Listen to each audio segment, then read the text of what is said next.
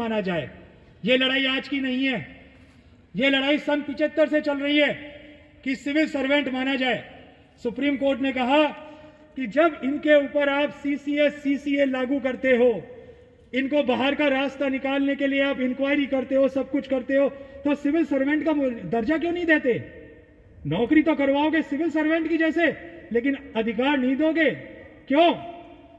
यह मुकदमा चला, जीत ग्रामीण डाक सेवक की हुई। कहा गया कि सिविल सर्वेंट माना जाए और अधिकार दिए जाए, लेकिन उसमें भी सरकार ने कहीं ना कहीं इस तरीके का फंदा डाला कि आज तारीख तक भी सिविल सर्वेंट नहीं माना गया है।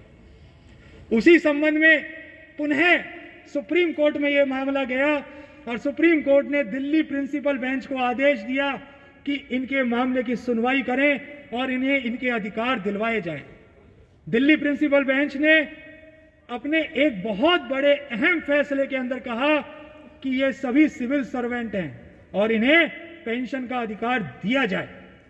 यही बात central administrative tribunal Jaipur bench ने भी कही कि इन्हें अधिकार दिए जाए। और आज यह मुकदमा राजस्थान हाईकोर्ट के समक्ष पेंडिंग है।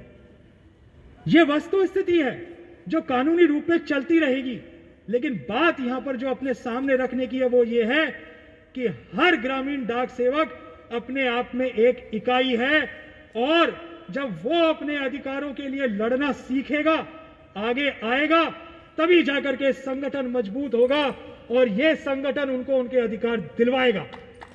इसमें कोई संशय नहीं कि जब जब संगठन मजबूत हुआ है तब तब अधिकार मिले हैं।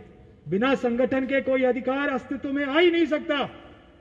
एक अकेला व्यक्ति डिपार्टमेंट से नहीं जीत सकता। डिपार्टमेंट के पास में 100 हथकंडे हैं।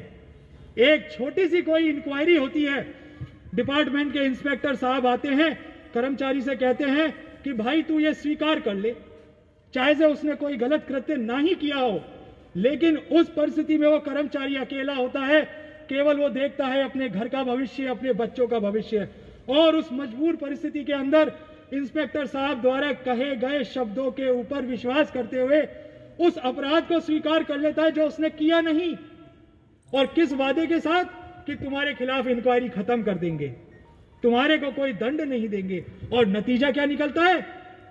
सारे अधिकार समाप्त करके उसको घर बैठा दिया जाता है और फिर वो कर्मचारी अपनी चप्पल घींचता रहता है, लेकिन उसे उसके अधिकार ना तो कानून दिलवाता ना कोई न्यायालय।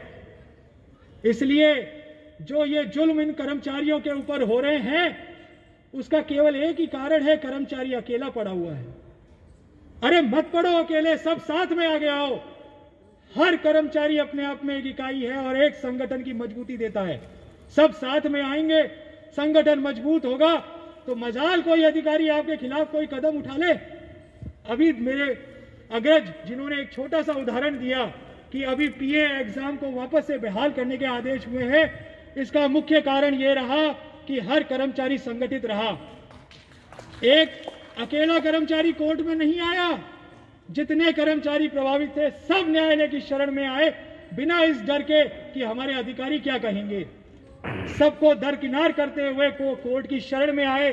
कोर्ट ने देखा कि इतने सारे कर्मचारियों के साथ में अत्याचार किया जा रहा है, इतने सारे कर्मचारियों का भविष्य बिगाड़ा जा रहा है।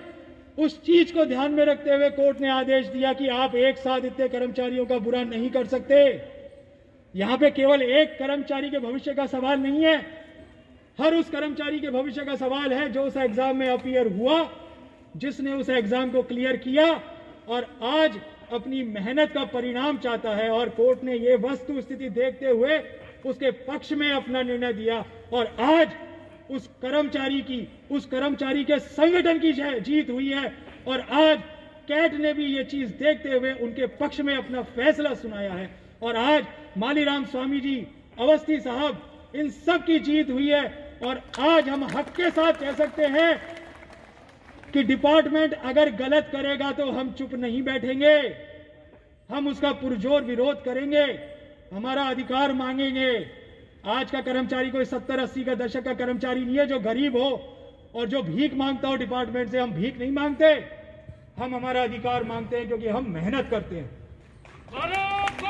आज जिंदाबाद जिंदाबाद जिंदाबाद।